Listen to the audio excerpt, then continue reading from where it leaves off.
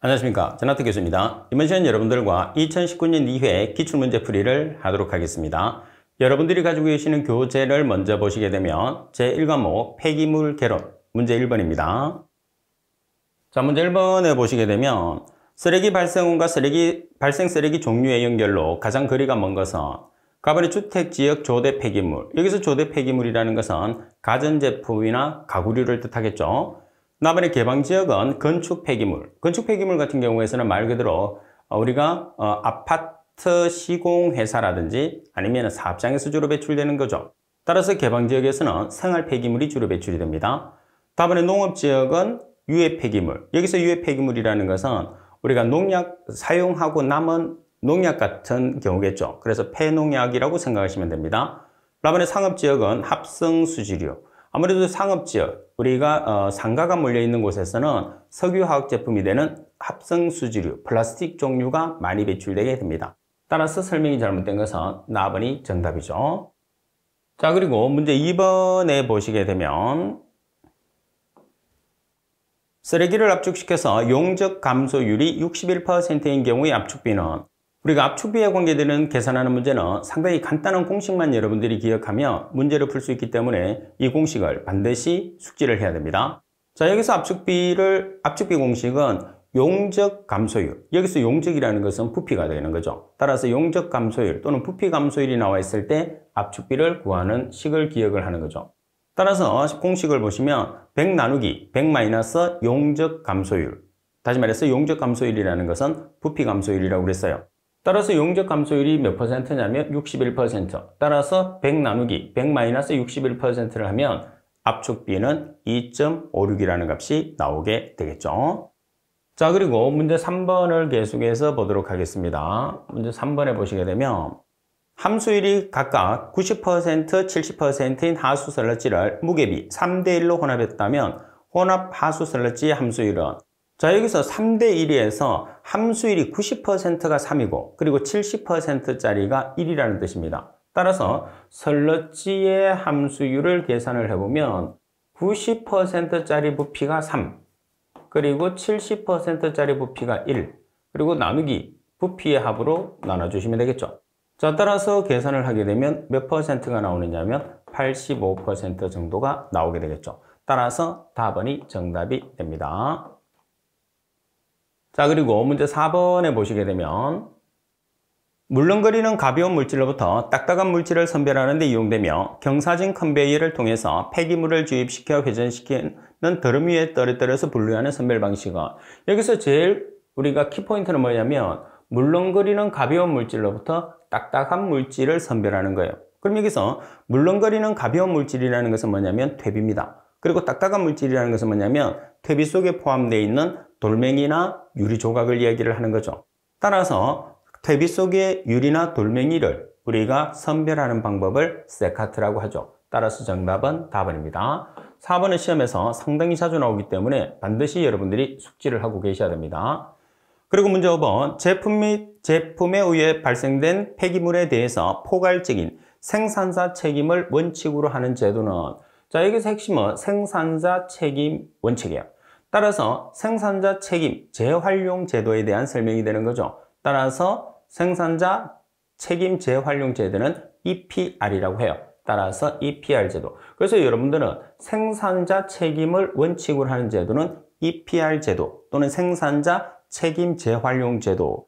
지금 시험에서는 EPR 약자로 주어졌지만은 생산자 책임 재활용 제도라고 나올 수도 있어요. 그러면 우리나라 말로 나오게 되면 생산자의 책임을 원칙으로 하니까 생산자 책임 재활용 제도를 쉽게 답을 찾아낼 수 있거든요. 그래서 약자로 보통 출제를 많이 하는 편이에요. 자, 그리고 문제 6번을 보겠습니다. 문제 6번에 보시게 되면 폐기물의 퇴비화 조건이 아닌 것은 갑은 퇴비하기 쉬운 물질을 선정한다. 그래서 분해가 잘 되는 유기물을 선정해야 되겠죠. 다음에 분유나 슬러지 등의 수분이 많을 경우에 벌킹 에이전트를 혼합한다. 여기서 벌킹 에이전트라는 것은 팽화제를 다른 말로 수분 조절제라고 하거든요. 그래서 설러지의 수분을 조절하기 위해서 톱밥이나 볏짚이나 나뼈과 같은 평화제를 우리가 혼합을 합니다. 다음에 미생물 식종을 위해서 부숙 중인 퇴비의 일부를 반송시켜서 첨가한다. 자, 여기에서 미생물 식종을 위해서 숙성 퇴비의 일부를 반송해서 첨가를 해야 됩니다. 부숙 중인 퇴비가 아니고 숙성된 퇴비를 우리가 반송을 합니다. 그러면 pH가 5.5 이하인 경우에 인위적인 pH 조절을 위해서 탄산칼슘을 조절한다. 여기서 pH가 5.5 이하라는 것은 pH가 낮다는 소리겠죠. 그래서 pH를 우리가 상승을 시키기 위해서 알칼리성 물질을 주입을 하는데 그 알칼리성 물질이 탄산칼슘, 다시 말해서 CaCO3를 주입을 한다. 그런 뜻입니다. 따라서 설명이 잘못된 것은 답번이 정답이 되고요. 자, 그리고 7번 문제를 보겠습니다. 7번에 보시게 되면 발열량과 발열량 분석에 관한 설명으로 틀린 것은 가번의 발열량은 쓰레기 1kg을 완전 연소시킬 때 발생되는 열량을 말한다. 맞습니다. 다음에 고위 발열량은 발열량계에서 측정한 값에서 물의 정발 잡열을 뺀 값을 말한다고 그랬어요. 자, 우리가 발열량계를 이용해서 측정한 열량을 우리가 전체 열량이라고 그래서 고위 발열량이라고 하고 측정된 고위 발열량에서 수분의 정발 잡열을 빼준 값을 저위 발열량이라고 하죠. 그래서 고위 발열량과 저위 발열량의 차이는 수분의 정발 잡열 차이가 됩니다. 답은 발열량 분석의 원소 분석 결과를 이용하는 방법으로 고위 발열량과 저위 발열량을 추정할 수 있다. 라번의 저위 발열량을 산정하는 방법은 고위 발열량 마이너스 수분의 정발 잡열, 다시 말해서 609H 플러스 W죠. 따라서 고위 발열량과 저위 발열량은 수분의 정발 잡열이 포함이 되어 있느냐, 포함이 되어 있지 않느냐. 다시 말해서 수분의 정발 잡열이 포함되어 있으면 고위 발열량, 수분의 정발 잡열이 포함되지 않으면 저위 발열량이라고 생각하시면 되죠. 따라서 설명이 잘못된 것은 나번이 정답이에요. 자, 그리고 8번 문제를 보겠습니다. 쓰레기 수거능을 판단할 수 있는 MHT에 대한 설명으로 가장 적절한 것을 찾으시오 그랬어요. 자, 우리가 MHT라는 것은 단위로 나타내면 맨, 아우어, 톤이죠. 그래서 작업 인부수, 작업 시간, 수거 실적이에요. 따라서 쓰레기 1톤을 수거하는데 수거 인부 1인이 소요되는 총 시간. 따라서 1톤의 쓰레기를 수거하는 수거 인부 1인, 맨, 소요되는 총 시간, 아우어. 그러면은 가번이 정답이 되겠죠. 자, 그리고 문제 9번을 보겠습니다. 쓰레기 발생량의 조사 방법이 아닌 것을 찾으시오 그랬어요. 자, 쓰레기 발생량에는 조사 방법이 있고 예측 방법이 있습니다. 그죠? 가번에 경량법, 다번에 적재 차량 개수 분석법, 다번에 직접 개근법, 라번에 물질 수집법. 가번에 경량법이라는 것은 예측 방법이죠. 따라서 가번이 정답이고, 자, 여러분들은 예측 방법과 조사 방법을 정확하게 숙지를 해야 됩니다. 예측 방법에는 다중회귀 모델, 동적 모사 모델, 경량 모델이 있어요. 조사 방법에는 물질 수집법, 직접 개근법, 적재 차량 개수법, 통계조사법이 있죠. 따라서 우리가 암기를 했을 때 예측은 다중이 동적으로 경량을 파악하고 조사는 물질을 직접 적재한 통계로 한다. 그렇게 해서 여러분들이 예측 방법과 조사 방법은 정확하게 숙지를 해서 시험에 나오면 꼭 맞춰주셔야 돼요. 자, 그리고 10번 문제를 보시게 되면 선별에 관한 설명으로 맞는 것을 찾으시오 되어 있어요. 가부 회전 스크린은 회전자를 이용하는 탄도식 선별 장치이다. 다음에 와전류 선별기는 철로부터 알루미늄과 구리의 두 가지를 모두 선별할 수 있다. 일반적으로 철, 자석을 이용해서 우리가 선별하죠. 철이라는 것은. 반면에 비철금속 같은 경우에서는 와전류 선별법을 이용하게 됩니다. 여기서 비철금속이라는 게 알루미늄과 구리죠. 비철금속의 특징은 뭐예요? 비자성이면서 전기 전도도가 뛰어나죠. 그리고 답은 경사 컨베이어 분리기는 부상 선별기의 한 종류이다. 라번에 지그재그 공기 선별기는 클럼의 난류를 줄여줌으로써 선별 효율은 높일 수 있다. 지그재그 공기 선별기 같은 경우에서는 난류를 줄여주는 게 아니고 증가를 시켜줘. 난류를 증가시킴으로써 선별 효율을 우리가 높일 수 있어요. 따라서 설명이 바르게 된 것은 답은 하나밖에 없습니다. 이 문제는 동일하게 출제되니까 답만 체크를 해주시면 됩니다. 자, 그리고 11번 문제를 볼게요. 11번 문제를 보시게 되면 폐기물에 함유된 유용 성분을 분리해내기 위해 1000kg의 폐기물을 처리해서 700kg과 300kg으로 분류하였다. 이들 각 폐기물에 함유된 유용 성분의 함량을 조사했더니 각각의 무게의 30%와 0.15%를 차지하고 있음을 알았다. 그럼 전체 폐기물에 함유되어 있는 유용 성분의 함량은 얼마인가? 이렇게 문제가 나와 있어요.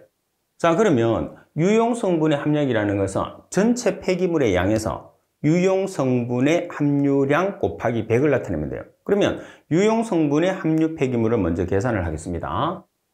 지금 전체 폐기물이 얼마냐 하면 1000kg의 전체 폐기물이 있어요. 그러면 이 전체 폐기물 중에서 700kg에 해당하는 유용 성분이 30%, 그리고 300kg에 해당하는 유용 성분이 0.15%라고 그랬어요. 따라서 700kg 곱하기 30%는 0.3 플러스 300kg에 해당하는 유용 성분 함량이 0.15%라고 그랬으니까 0.0015. 따라서 유용 성분을 계산하니까 210.45kg이 나왔어요. 그럼 전체 폐기물 1000kg 분의 유용 성분 210.45kg 곱하기 100을 하게 되면 21.05%라는 폐기물 중에 함유되어 있는 유용 성분의 함량을 계산할 수 있죠. 그래서 이 문제에서는 전체 폐기물을 700kg과 300kg으로 나눴을 때 각각에 해당하는 유용 성분의 함량이 주어졌어요. 그래서 그 유용 성분의 값을 계산하는 게 이 문제에서는 포인트다. 이렇게 여러분들이 생각을 하고 계시면 됩니다. 자, 그리고 12번 문제를 보겠습니다. 12번에 보시게 되면 쓰레기의 발생량 조사 방법이 물질수지법에 관한 설명으로 옳지 않은 것은, 자, 물질수지법 같은 경우에서는 여러분들 시험에서 상당히 자주 출제되는 항목이니까 잘 기억을 해야 돼요. 가번에 주로 산업 폐기물의 발생량을 추산하는 데 이용된다. 주로 산업 폐기물의 발생량을 추산합니다. 나번에 비용이 저렴하고 비용이 많이 들죠. 그리고 정확한 조사가 가능하지 않죠. 정확한 조사가 어렵습니다. 자, 그리고 비용이 많이 들고 정확한 조사가 힘들기 때문에 일반적으로 많이 사용하지 않는 방법이에요. 그리고 답은 조사하고자 하는 계획 경계를 정확하게 설정해야 한다. 다음에 물질 수지를 세울 수 있는 상세한 데이터가 있는 경우에 가능하다. 그래서 유입되는 폐기물의 양과 유출되는 폐기물의 양을 이용을 해서 물질 수지식을 세워서 우리가 폐기물의 양을 조사하는 방법이 물질 수지법이 되죠. 따라서 나번에 대한 설명이 잘못됐습니다. 자, 그리고 여러분들 13번 문제를 보시게 되면 슬러지 함유 수분 중에서 가장 많은 수분 함유도를 유지하고 있는 것은, 가장 많은 수분을 가지고 있는 것은 간극수죠, 간극수. 자, 그래서 여러분들 팁에 보시게 되면 간극수를 또는 간극모간 결합수라고 그래요. 내용에 보시게 되면 큰 고형물 입자 간극에, 그러니까 고형물이 있는데 큰 고형물과 고형물 사이에 존재하는 수분이에요. 따라서 슬러지 내의 수분 중에서 일반적으로 가장 많은 양을 차지하고 있는 수분이 간극수다, 이렇게 생각을 해주시면 돼요. 자, 그리고 또 여러분들이 여기서 기억을 해야 되는 게 뭐냐면 우리가 탈수를 했을 때 가장 탈수가 어려운 수분은 이렇게 나오거든요. 그러면 세포에 있는 수분, 내부수가 탈수가 가장 어렵죠. 그래서 탈수가 가장 어려운 물이 내부수라는 것도 여러분들이 꼭 숙지를 하고 계세요. 그리고 14번에 보시면 폐기물관리법에 적용을 받는 폐기물은 가번에 방사능 폐기물, 다번에 용기에 들어있지 않은 기체상 물질, 다번에 분뇨, 라번에 폐유독물. 자, 라번에 보면 폐유독물 같은 경우에서는 우리가 법규에서도 공부를 한 것처럼 폐기물관리법에 적용을 받습니다. 따라서 라번이 정답이겠죠. 방사능 폐기물 같은 경우에서는 방사성법에 적용을 받을 거고, 그리고 용기에 들어있지 않는 기체상 물질은 적용을 받지 않죠. 분뇨는 우리가 수질에 적용을 받겠죠. 자, 그리고 15번에 보시게 되면 연간 폐기물의 발생량이 800만 톤인 지역에서 1일 평균 수거 인부가 3,000명이 소요되었으며 1일 작업시간이 평균 8시간인 경우에 MHT를 계산하시오. 1년은 365일로 산정하라고 되어 있어요. 그럼 여기서 MHT라는 것은 맨 아워 나누기 톤이에요. 그럼 여기서 맨이라는 것은 뭐죠? 수거 인부수. 아워라는 것은 작업 실적. 나누기 톤이라는 것은 쓰레기 수거 실적이 되는 거예요. 자, 그럼 먼저 작업 인부수가 몇 명이냐 하면 3,000명입니다. 자, 그리고 하루에 작업하는 시간이 평균 8시간이에요. 자, 그리고 수거 실적이 얼마냐면 연간 800만 톤이에요. 그런데 우리가 수거 실적은 연간이고 작업 시간은 하루를 기준하죠. 그래서 두 개의 시간 단위를 우리가 연으로 바꾸기 위해서 작업 시간을 연으로 바꿉니다. 그러면 1년에 지금 1년은 365일로 산정을 하라고 그랬기 때문에 여기서 1년은 365일을 보정해요. 반면에 정확하게 우리가 보정을 하려고 하면 문제 조건에서 작업 인부의 연간 휴가 일수가 주어지든지 아니면은 작업 일수가 주어지거든요. 그래서 연간 작업 일수가 주어지게 되면 작업 일수를 계산을 그대로 대입하시면 되고 휴가 일수가 주어지면 365일에서 휴가 일수를 빼서 대입하시면 되고 그리고 지금처럼 단서가 365일을 기준한다고 하면 1년은 365일을 여러분들이 기준을 해서 대입을 해 주셔야 되겠죠. 그래서 단서가 중요하기 때문에 문제에서 주어져 있는 단서를 이용해서 푸는 게 중요해요. 따라서 MHT는 1.10 MHT라는 값이 나오겠죠. 따라서 MHT의 값이 작으면 작을수록 우리가 수거 실적이 좋다는, 수거 효율이 좋다는 뜻이에요. 그리고 16번, 적환장에 대한 설명으로 옳지 않은 것은, 적환장이라는 것은 쓰레기 발생량이 적기 때문에 쓰레기를 임시로 모아서 한꺼번에 최종 처분장으로 보내기 위해서 쓰레기의 임시 적재장이다. 임시 보관 장소다 이렇게 생각하시면 됩니다. 갑은 최종 처리장과 수거 지역의 거리가 먼 경우에 사용하는 것이 바람직하다. 맞습니다. 그리고 저밀도 인구지역이 존재할 때 설치한다. 저밀도 인구지역이라는 것은 인구가 적게 존재하기 때문에 쓰레기 발생량이 적은 곳이 되는 거죠. 다음에 재사용 가능한 물질의 선별시설 설치가 가능하다. 다음에 대용량의 수집 차량을 사용할 때 설치한다. 대용량의 수집 차량을 사용한다는 것은 폐기물이 많이 발생하는 지역이 되는 거죠. 그러면 굳이 적환장이 필요가 없습니다. 따라서 라번이 정답. 자, 그리고 17번 문제를 보겠습니다.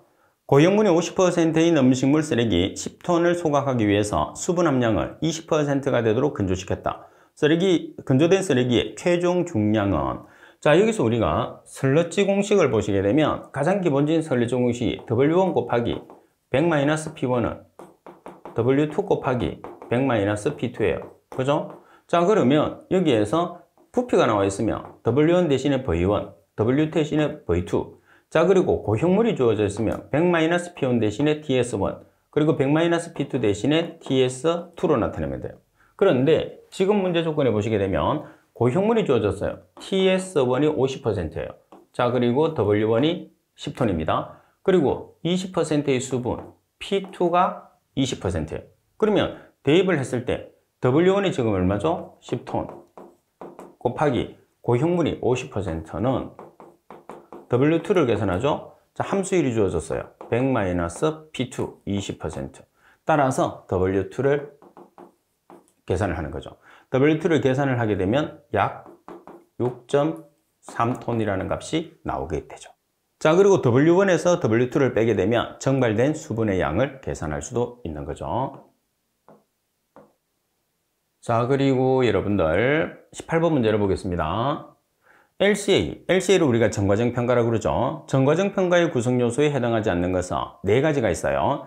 가번은 목적 및 범위 설정, 그리고 역량 평가, 개선 평가, 분석 평가는 없어요. 분석 평가 대신에 뭐가 들어가야 되는 거죠? 목록 분석. 그래서 목적 및 범위 설정, 목록 분석, 역량 평가, 개선 평가, 이 4가지 단계가 LCA 전과정 평가라고 보시면 됩니다. 따라서 나번이 정답.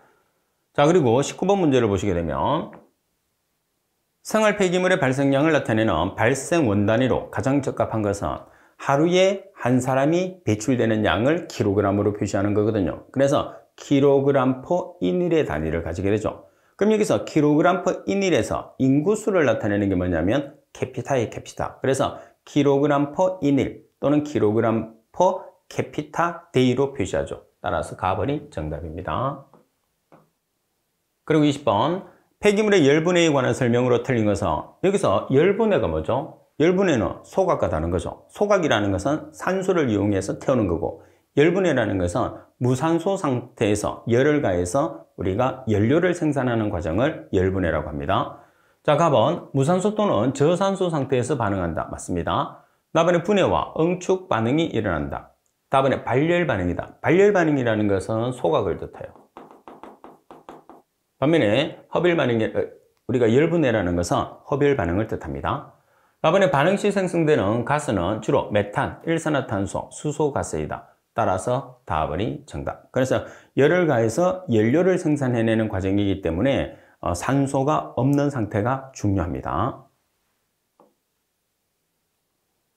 자, 그리고 저희 과목 폐기물 처리 기술입니다. 21번 문제를 보시게 되면 혐기성소화의 장단점으로 할 수 없는 것은 우리가 혐기성소화라는 것은 산소가 없는 상태에서 분해시키는 거죠. 자, 갑은 동력시설을 거의 필요로 하지 않으므로 운전 비용이 저렴하다.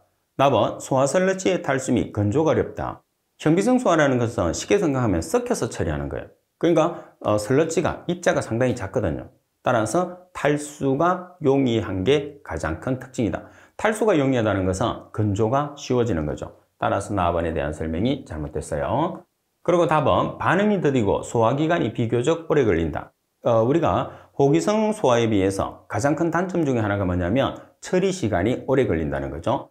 아무래도 처리 시간이 단축되려고 하면 산소를 이용하는 호기성 소화가 돼야 됩니다.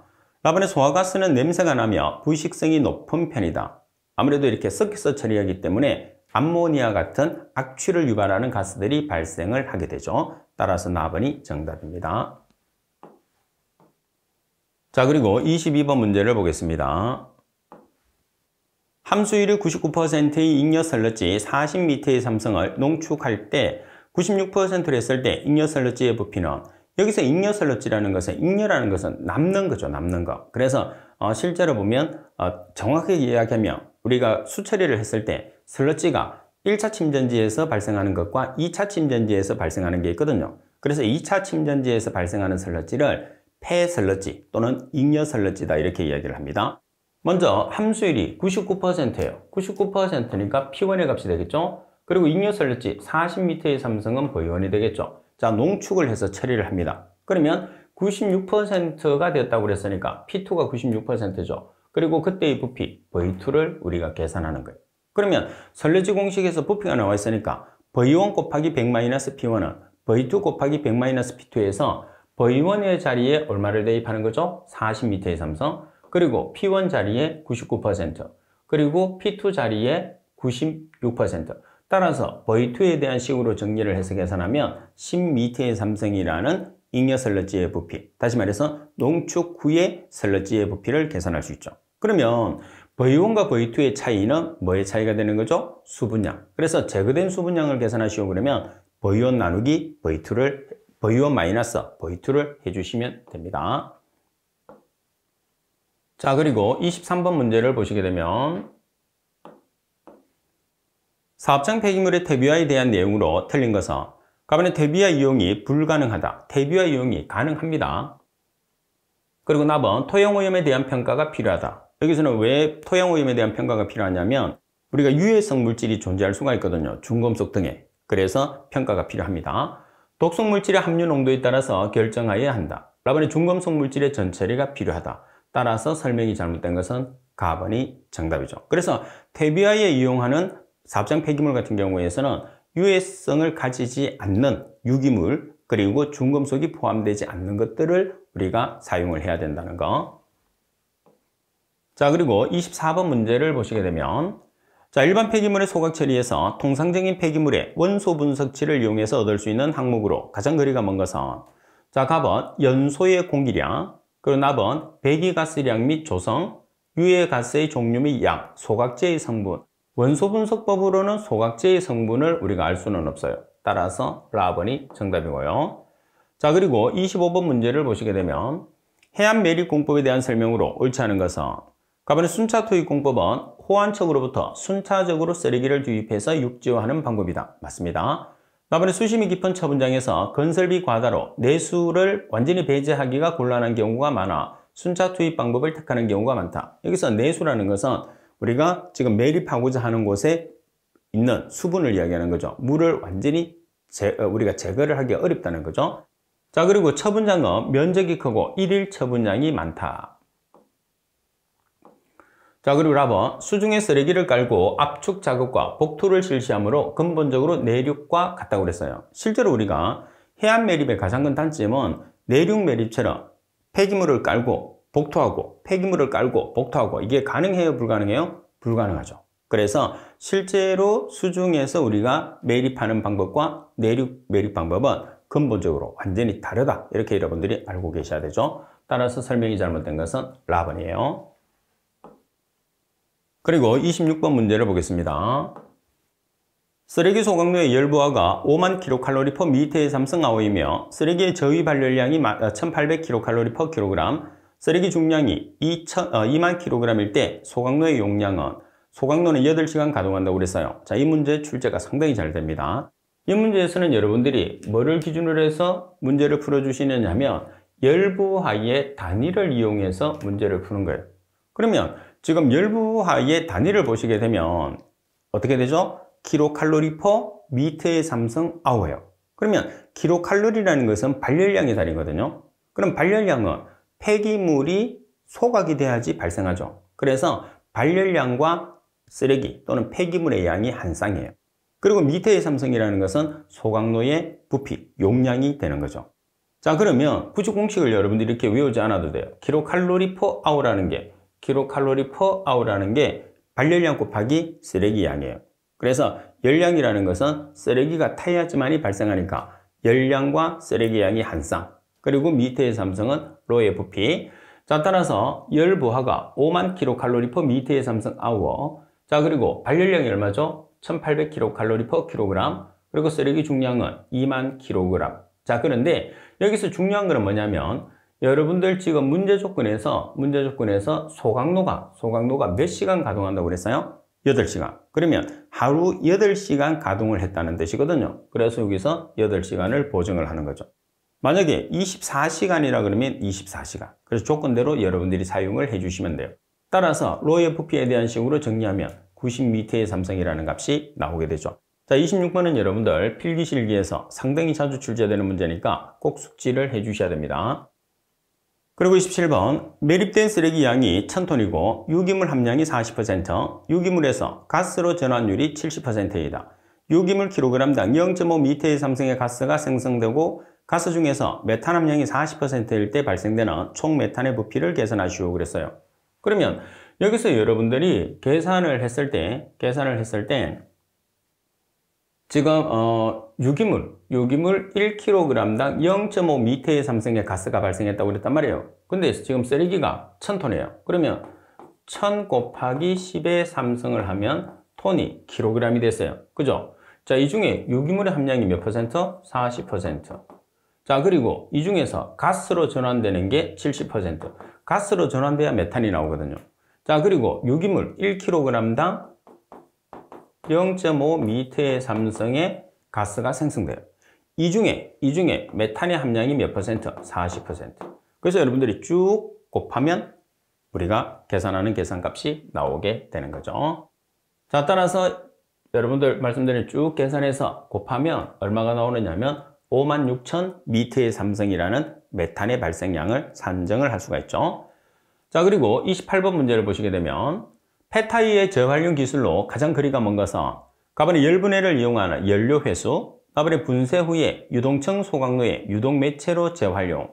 자, 우리가 폐타이어를 유동층 매체로 사용하는 것은 어때요? 안 되죠. 그래서 우리가 유동층 매체로 사용하는 것은 열 충격에 강해야 되고 여러 가지 조건이 비중이 가벼워야 되고 여러 가지 조건이 있잖아요. 불활성이고. 그래서 주로 모래를 사용을 한다고 그랬어요. 따라서 유동층 매체로 사용할 수는 없습니다. 자, 그리고 열병합 발전의 연료로 이용, 그리고 고무 분말 제조. 주로 폐타이어는 가연성 물질이기 때문에 연료로서 우리가 재이용을 할 수가 있습니다. 그리고 29번 문제를 보시면 오염된 농경지의 정화를 위해서 다른 장소로부터 비오염 토양을 운반해서 넣는 정화 기술은, 자, 여기에 지금 오염이 되어 있는 토양이 있어요. 그럼 이 토양을 우리가 오염해서 어느 정도 제거하기 위해서 어떻게 하느냐면 새로운 토양을 여기다 갖다 집어넣는 거예요. 새로운 토양을 갖다 집어넣어서 오염된 토양을 정화하는 기술, 그걸 우리가 뭐라고 그러죠? 객토라고 합니다. 자, 그리고 30번 문제를 보시게 되면 일반적으로 매립지 내에서 분해 속도가 가장 느린 구성물질은 분해 속도가 느리다는 소리는 그만큼 분해가 잘 되지 않는 물질이에요. 자, 가번의 지방, 나번의 단백질, 다번의 탄수화물, 라번의 섬유질. 자, 우리가 음식을 먹었을 때도 분해가 가장 되지 않는 물질이 여기에서 하나가 있죠. 뭐가 있어요? 섬유질. 그래서 섬유질이 분해가 가장 잘 되지 않습니다. 자, 반면에 보기 중에서 분해가 가장 잘 되는 것은 뭐예요? 우리가 가장 음식 중에서 우리가 한 끼를 먹는다고 하면 음식 중에서 가장 많은 성분이 되는 탄수화물. 그래서 탄수화물이 분해가 제일 잘 되고, 그죠? 그리고 섬유질이 분해가 제일 잘 되지 않습니다. 그리고 31번, 매립장 침출수의 차단 방법 중에서 표면 차수막에 관한 설명으로 가장 거리가 먼 것은, 자, 여러분들은 표면 차수막과 그리고 연직 차수막을 반드시 비교를 해 주셔야 됩니다. 가번에 보수는 매립 전이라면 용이하지만 매립 후는 어렵다. 다번에 시공 시에는 눈으로 차수성 확인이 가능하지만 매립이 이루어지면 어렵다. 다번에 지하수 집배수 시설이 필요하지 않다. 표면 차수막에 관한 설명이잖아요. 그래서 표면 차수막 같은 경우에서는 우리가 침출수나 지하수 자체를 배출을 할 수 있는 관이 없어요. 그래서 지하수 집배수 시설과 그리고 침출수 집배수 시설이 필요한 반면에 연직 차수막 같은 경우에서는 우리가 지하수 침출수 같은 경우 지하수는 우리가 불투수생이기 때문에 안반층이기 때문에 바닥이 거의 들어올 수가 없어요. 그 다음에 침출수 같은 경우에서는 침출수를 배출시키는 관이 있어요. 그러니까 굳이 집배수 시설이 필요 없는 거죠. 자, 그리고 라번 차수막의 단위 면적당 공사비는 비교적 싸지만 총 공사비는 비싸다. 표면 차수막 같은 경우에서는 표면 전체를 차수를 해야 되기 때문에 단위 면적당 공사비는 저렴해요. 차수 재료가 저렴하기 때문에. 근데 전체, 표면 전체, 매립지 전체를 해야 되니까 전체로 보면 공사비가 많이 들죠. 반면에 연직 차수막 같은 경우에서는 우리가 시공해야 되는 부분이 작아요. 그래서 단위 면적당 공사비는 비싼데 총 공사비는 저렴하죠. 그래서 두 가지가 특히 여러분 경제성 면이나 그리고 집배수 시설이 필요하냐 필요 없느냐는 것은 두 가지가 반대이기 때문에 팁을 통해서 반드시 여러분들이 정리를 한번 해 주셔야 되겠죠. 따라서 답번이 정답이고요. 자, 지금 팁에 보시면 연직 차수막과 표면 차수막을 비교를 했어요. 그래서 한번 여러분들이 꼭 비교를 한번 하시고 넘어가야 됩니다. 그리고 32번 문제를 보시게 되면 일반적인 설러지의 처리 개통도가 가장 올바르게 나열된 것은 설러지를 처리하는 첫 단계가 농축조입니다. 농축. 그래서 농축부터 시작해요. 그 다음에 안정화, 혐기성 소화와 호기성 소화, 안정화라 그러죠. 자, 그리고 약품을 주입하는 계량조, 그리고 탈수, 소각, 그리고 최종 매립이 되겠죠. 가번이 정답입니다. 계량조에서는 왜 약품을 주입하느냐면 탈수를 용이하게 하기 위해서 우리가 계량조에서는 약품을 주입해요. 그래서 설러지 처리의 목적은 수분 제거가 되는 거죠. 33번 내륙매립 공법 중에서 도량형 공법에 대한 내용으로 옳지 않은 것은, 자, 도량형 공법이라는 것은 트렌치 공법이라고 하죠. 자, 가번 전처리로 압축 시에 발생되는 수분 처리가 필요하다. 자, 우리가 압축 시에 발생되는 수분 처리는 굳이 할 필요는 없어요. 그래서 도량형 공법에서는 수분 처리는 필요 없습니다. 다음에 침출수 수집 장치나 차수막 설치가 어렵다. 그리고 사전 정비 작업이 그다지 필요하지 않으나 매립 용량이 낭비된다. 파낸 흙을 복토제로 이용 가능한 경우에 경제적이다. 그래서 설명이 잘못된 것은 가번인데, 보통 우리가 도량형 같은 경우에서는 깊이가 10m 그리고 폭을 20m 정도로 해서 우리가 쓰레기를 매립하죠. 자, 그리고 복토제는 바로 옆에 굴착한 흙으로 복토를 하시면 돼요. 자, 그런데 트렌치 공법이라는 도량형 공법의 가장 큰 단점 중에 단점이라기보다는 특징 중에 하나가 뭐죠? 단층 매립만 가능하다는 것을 꼭 생각하고 계세요. 자, 그리고 34번 쓰레기 퇴비장의 세균 이용법에 해당하는 것은 가번에 대장균 이용, 나번에 혐기성 세균의 이용, 다번에 호기성 세균의 이용, 라번에 녹조류의 이용. 자, 우리가 퇴비 야적장이라고 하면 주로 세균을 이용한다고 하면 깨끗하게 우리가 처리되는 것을 원칙으로 해야 되겠죠. 그래서 호기성 세균, 냄새가 발생하지 않고 처리하는 호기성 세균을 주로 이용을 하게 됩니다. 답번이 정답. 자, 그리고 35번 문제입니다. 폐기물 고화 처리 시에 고화제의 종류에 따라서 무기적 방법과 유기적 방법으로 나눌 수 있다. 유기적 고형화에 관한 설명으로 틀린 것은 고형화라는 것은 폐기물을 고체화를 시키는 것을 이야기를 하게 되는 거죠. 그러면 부피가 늘어나서 운반비가 증가합니다. 갑은 수밀성이 크며 다양한 폐기물에 적용할 수 있다. 맞습니다. 최종 고하치 최적 증가가 균일한 게 아니고 최적 증가가 다양하죠. 그리고 최적이 증가할 수밖에 없죠. 고체화를 했으니까. 그리고 답은 미생물이나 자외선에 대한 안정성이 약하다. 우리가 유기적 고형화라는 것은 우리가 그 재료를 유기물을 이용을 한단 말이에요. 유기물은 분해가 되는 물질이기 때문에 미생물이나 자외선에 대해서 약합니다.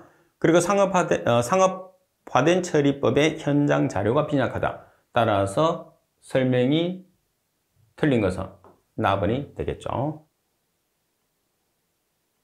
자, 그리고 36번 문제를 보겠습니다. 고형화 처리의 목적에 해당되지 않는 것은, 자, 고형화 처리는 우리가 폐기물을 고체화를 만드는 것을 이야기합니다. 답안에 취급이 용이하다. 맞습니다. 답안에 폐기물 내의 독성이 감소한다. 맞죠? 답안에 폐기물 내의 오염물질의 용해도가 감소합니다. 맞습니다. 답안에 폐기물 내의 손실 성분이 증가하는 게 아니고 고체화를 만들어놨기 때문에 손실 성분도 감소하는 게 특징이다. 이렇게 보시면 돼요. 따라서 라번. 그리고 37번 매립지에서 흔히 사용되는 합성차수막이 아닌 것은, 합성차수막이라는 것은 뭐예요? 석유화학 제품이라고 생각하시면 돼요. 반면에 천연재질은 점토가 있겠죠. 자, 답은 LFG, 답은 HDP, 답은 CR, 답은 PVC. LFG가 뭐예요? 자, 우리가 LFG라는 것은 랜드필 가스죠. 그래서 랜드필 값이라고 해서 랜드필이라는 것은 매립장에서 이야기하는 거거든요. 그래서 가스니까 매립장에서 발생하는 가스를 LFG라고 그래요. 합성차수막과는 관계가 없어요. 랜드필 가스. 자, 그리고 38번 문제를 보겠습니다. 소화설러지의 발생량은 투입량 200kL의 10%이며 함수율이 95%이다. 탈수기에서 함수율을 80%로 낮추면 탈수된 K의 부피를 계산하시오 돼 있어요. 자, 먼저 여기에서 킬로리터라는 것은 다른 말로 표현하면 미터의 삼성으로 표현할 수 있어요. 자, 그리고 지금 V1이라는 값이 투입량의 10%, 그죠? 그리고 함수율 95%가 P1이 되겠죠? 탈수 후에서 80%로 낮췄으니까 P2가 되는 거예요. 따라서 설러지 공식은 부피가 나와 있으니까 V1 곱하기 100-P1은 V2 곱하기 100-P2. 따라서 V1이라는 값이 200m의 삼성 곱하기 몇 퍼센트? 10%. 그래서 200m의 삼성 곱하기 10%니까 0.1. 이 값이 V1이에요. 자, 그리고 P1이라는 값은 얼마죠? 95%. 그리고 P2가 80%. 따라서 V2에 대한 식으로 정리해서 계산하면 5m의 삼성이라는 탈수된 케이크의 부피가 나오죠. 탈수된 케이크라는 것은 탈수된 설러지를 이야기하는 거예요. 자, 그리고 39번 문제입니다. 혐기성분해에 영향을 주는 인자로서 가장 거리가 먼 것은, 여기서 혐기성분해라는 것은 산소를 이용하지 않고 분해를 시키는 것을 이야기하는 거죠. 답은 탄질비라는 것은 탄소와 질소의 비입니다. 나번의 pH, 답은의 유기산 농도, 라번의 온도. 따라서 혐기성 분해와 관계가 없는 것은 가번의 탄소와 질소의 비는 혐기성 분해하고는 크게 관계가 없습니다. 가번이 정답. 자, 그리고 40번 문제를 보겠습니다. 다양한 종류의 호기성 미생물과 효소를 이용해서 단기간에 유기물을 발효시켜 사료를 생산하는 섭식 방식의 사료의 특징이 아닌 것은, 여기서 호기성 미생물이라는 것은 산소를 이용하는 미생물을 호기성 미생물이라고 해요. 답은 처리 후의 수분 함량이 30% 정도로 감소한다. 자, 풀에도 있는 것처럼 처리 후의 수분 함량은 70에서 80% 정도로 해서 가축에게 공급을 해야 됩니다. 그래서 너무 수분이 떨어지면 실제로 사료 자체의 의미가 없죠. 그래서 어느 정도는 수분이 존재를 해야 됩니다. 그러나 종균제 투입 후에 30에서 60도씨에서 24시간 발효와 350도씨에서 고온 멸균 처리한다. 그리고 답은 비용이 적게 소요된다. 답은 수분 함량이 높아 통기성이 나쁘고 변질의 우려가 있어요. 그래서 실제로 여러분 가번과 라번을 보시게 되면 엇박자를 하고 있죠. 가번에서는 수분 함량이 30% 정도로 감소한다고 그랬는데 라번 같은 경우에서는 수분 함량이 높다고 그랬어요. 그럼 두 개 중에 답이 나온다는 것을 우리가 예측을 할 수가 있겠죠. 따라서 4번이 정답이 되는 거죠. 자, 여러분들 항상 수업을 마치고 나면 복습을 해야 되는데, 복습을 할 때는 여러분들이 부족한 이론을 이론편 교재에서 여러분들이 추가를 해서 여러분들 시험 문제가 약간 유사한 문제가 나온다 하더라도 여러분들이 반드시 숙지를 하셔야 되고, 그리고 이론에서 배웠던 그 내용을 우리가 문제를 통해서 확인한다는 개념으로 공부를 해야 돼요. 그래서 이론 따로 문제 따로 이런 식으로 여러분들이 공부를 하면 안 됩니다. 자, 이번 시간 수업은 이것으로 마치도록 하겠습니다. 수고하셨습니다.